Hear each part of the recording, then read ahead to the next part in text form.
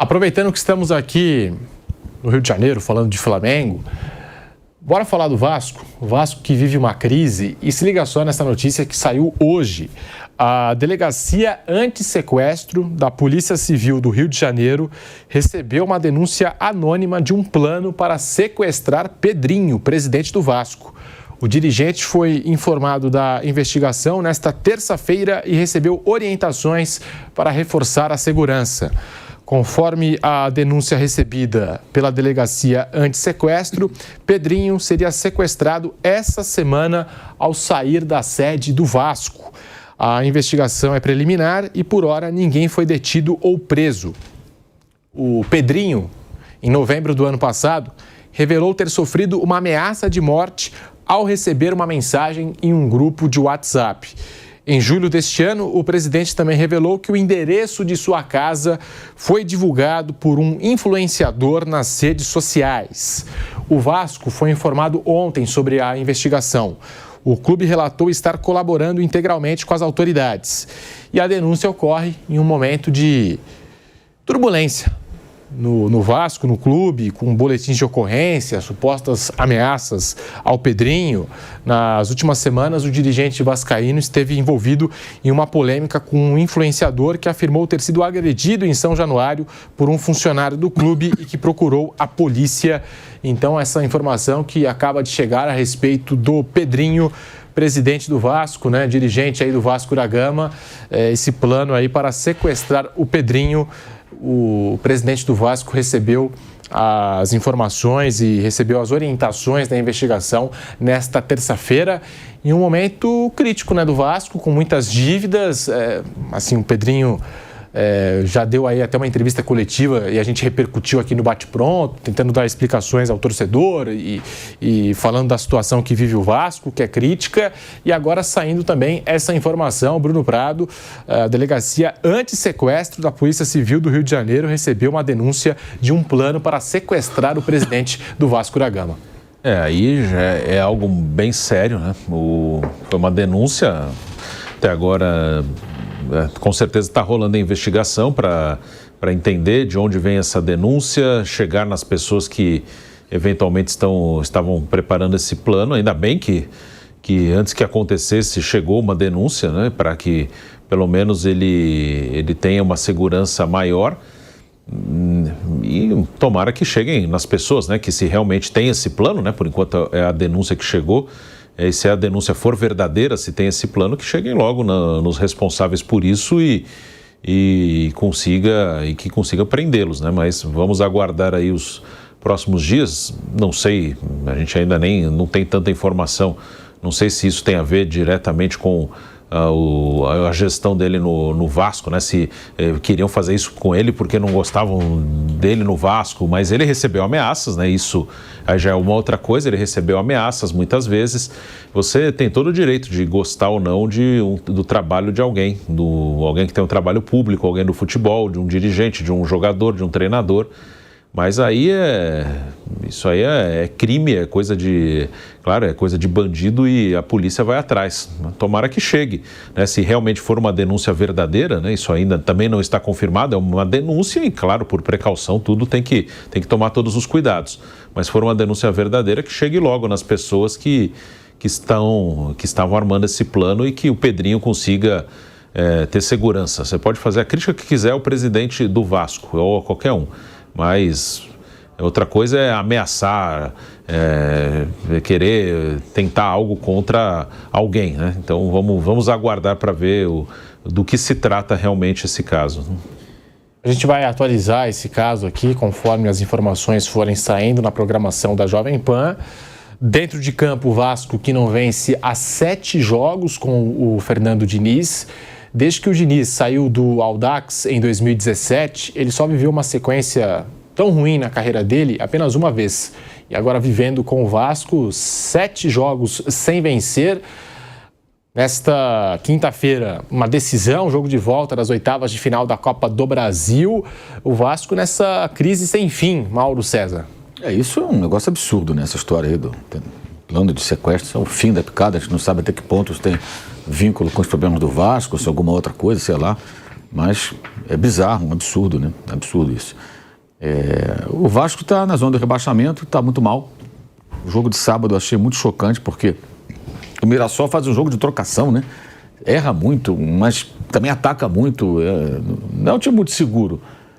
E o jogo estava assim. Aí o Mirassol faz 2-0, o Vasco consegue empatar. O Puma Rodrigues faz um gol, dá uma assistência. Depois, em cima dele, o Mirassol vai lá e faz o terceiro gol. Aí você vê, pô, para mim o Puma Rodrigues jogar sempre na linha de meias ali, pela ponta direita, não de lateral. Ele me lembra muito o Rodinei, assim, um desastre defensivamente. Ofensivamente é um jogador até que tem lá suas qualidades, tanto que participou de um gol e fez outro, né? Dentro da área, cabeceou e tudo mais. E o Vasco acaba perdendo um jogo quando parecia que o Vasco ia pelo menos empatar. E que até poderia virar o jogo, porque é um momento favorável. Aí você fala, cara, é impressionante. Quando tudo parece que vai virar a favor do Vasco, o time toma um gol, em que a bola é cruzada lá nas costas do Piton, atravessa a área inteira. É impressionante, como é que você toma um gol assim, depois de tanto se esforçar para reagir. E entrou no rebaixamento, só não foi pior porque o Fortaleza sofreu um gol do Corinthians no final, senão o Fortaleza também passaria pelo Vasco. E esse ano, um time já está condenado, o que tudo indica é o Sport. O Sport tem que fazer uma campanha de recuperação estilo Fluminense para escapar. A pontuação do Sport hoje é pior ainda do que a do Fluminense ano passado, nessa altura da competição. Não venceu. É a terceira vez que um time chega à 16ª rodada sem vencer. Aí você tem o Juventude, que aí não sei se com o Carpini agora vai dar uma arrancada. A situação é ruim, mas não tão ruim. É a pior defesa do campeonato, 35 gols sofridos. O Sport tomou 25. O Juventude, se arrumar a defesa e tudo, quem sabe consiga voltar a ter bando de campo e possa escapar. Nesse momento não parece. O Carpini vai ter que fazer um grande trabalho, né? Mas eu não descartaria o Juventude. O Sport é pouco provável que escape. Mesmo que o Juventude não reaja, você tem 2 vagas ali para rebaixamento. E dos times que voltaram à Série B, um deles é o Santos, que segue brigando para não cair, né? O outro é o Sport, que está condenado ali, aparentemente condenado ao rebaixamento, aparentemente. O Ceará está na posição intermediária relativamente segura até o momento, e competitivo, empatou com o Flamengo, gol do Cruzeiro em Minas e tal. Não dá sinais de que vai fraquejar. E o Mirassol menos ainda. O Mirassol está muito perto da matemática que pode fazer ele escapar. Mesmo que ele tenha uma queda no segundo turno, é pouco provável que ele vá lá para baixo, né? Então, diante disso, quem vai cair? Vai ter time grande caindo. Aí você tem o Grêmio, tem o Inter, tem o Vasco e tem o Santos. Porque você, quando pega a tabela, você sempre pensa, quem veio da segunda divisão? Esses são os candidatos a lutar para não cair, em tese. E 2 deles estão escapando, um deles com sobras, e 2 estão ali correndo risco, o Sport e o Santos. E essas 2 vagas, você olha, o Corinthians mesmo tem jogos a mais. Se o Corinthians não pontuar nos próximos jogos, ele pode se ver ali perto desse bolo também. O São Paulo já se afastou, com uma sequência de vitórias, né? Consegue uma posição mais segura. Também não estava muito distante daquilo ali. E o Vasco não dá muito sinal. E tem outra coisa, o Diniz teve problemas de zona de rebaixamento no Atlético Paranaense e no Fluminense. Ano passado ele estava lá enterrado, saiu com o Mano Menezes que tirou o time do rebaixamento. Geralmente, assim, o Diniz, quando ele cai ali nessa areia movediça, ele tem muita dificuldade para arrancar o time do buraco. É um desafio para ele e para o Vasco, mas eu acho muito preocupante a situação do Vasco. E aí nesse bolo você tem o Vitória, né? Sim. Tá ali, e o Fortaleza, que é um time que teoricamente tem potencial para sair também. Está reformulando o elenco, já dispensou jogadores, está tentando trazer outros jogadores mais jovens. E assim, o Vitória, por exemplo, o Juventude mesmo, esses times estão no campeonato assim, eu estou aqui para não cair. Então ele vai para a zona de rebaixamento, não entra em crise. Ele sabe que ele vai sair, ele vai entrar, ele vai ficar ali brigando. Dificilmente perde no Barradão, exato. Perde muito pouco em casa. Né? E o Vasco, assim, o time, mesmo já tendo sido rebaixado outras vezes, o Vasco, quando entra no rebaixamento, o que eu falo? Time grande na zona do rebaixamento é um elefante na areia movediça. Tem que ter um guindaste para arrancar. Um time que entra para brigar, ele sabe que a realidade dela é essa, que em algum momento ele vai estar próximo do rebaixamento e ele vai ter que saber lidar com isso. E o Vasco, por mais que já tenha sido rebaixado antes, nunca vai aprender a lidar com isso, que é um time grande, cara. É o contrário, o Vasco é um trauma. O torcedor não aguenta mais. Quando o cara olha e fala, meu Deus do céu. E houve uma expectativa muito falsa da SAF, né? Sim.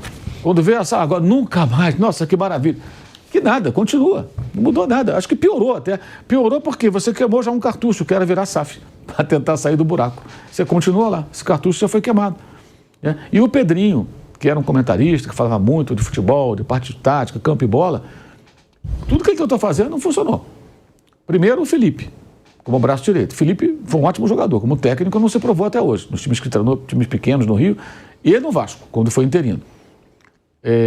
contratações. Por exemplo, o Vasco contratou o Felipe Coutinho pelo histórico dele, que é muito bonito. Foi aluno da escola do Vasco. O Vasco tem uma escola mesmo, lá dentro de São Januário. Estudou lá, foi alfabetizado lá, cria do clube, ama o clube. Legal, mas um jogador muito caro pelo que ele pode entregar. Ele já vinha com questões físicas há muito tempo. Lembra o Rames quando foi para o São Paulo? Né? O cara não conseguia jogar, cara. Aí fizeram uma festa e tudo. Não é que ele não quer, ele não consegue, claro que ele quer. Mas é claro, não tem sequência de jogo. Aí tinha o Payet ainda, aí se livraram agora desse custo elevado, porque não dava retorno técnico também. O Vasco, dessa situação, acho que deveria ter um time mais equilibrado, coeso, operário, do que ter. Não adianta ter uma estrela, duas ali, um jogador mais caro, que não decide mais. Ele pode decidir um jogo, tem um momento, mas é muito pouco. E nesse momento, assim, eu vejo o Vasco muito sem perspectiva. Sabe, é um momento bem delicado. Mas esse caso agora, que é um caso apavorante, pelo amor de Deus, só o que faltava. E o Diniz, né, que já vinha mal, porque deixou o Fluminense na lanterna do Campeonato Brasileiro, não deixou uma boa impressão no Cruzeiro, acabou deixando o Cruzeiro e já deveria, em tese, ter saído do Cruzeiro na temporada passada. Ele tem aquela reação na entrevista coletiva que eu acho que acaba segurando o Diniz para esse ano. 3 jogos no Mineiro. Foi. E só durou 3 jogos, né? Pra se ter uma ideia. Porque ele teve aquela reação na entrevista coletiva. Pô, fiquei sabendo da minha demissão aqui pela rádio e não sei o que e tal. E aí, por isso acabou ficando pra ele, pelo jeito, né? Pelo menos 3 jogos de Campeonato Mineiro no ano seguinte.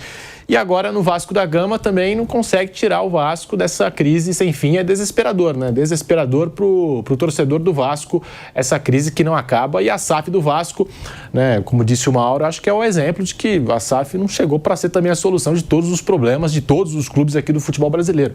Dependendo do dono, do grupo que está envolvido, pode até levantar uma equipe. Mas se cair na mão da pessoa errada, a gente está vendo agora com o Vasco, né? Depois, para reverter, ainda pior, né?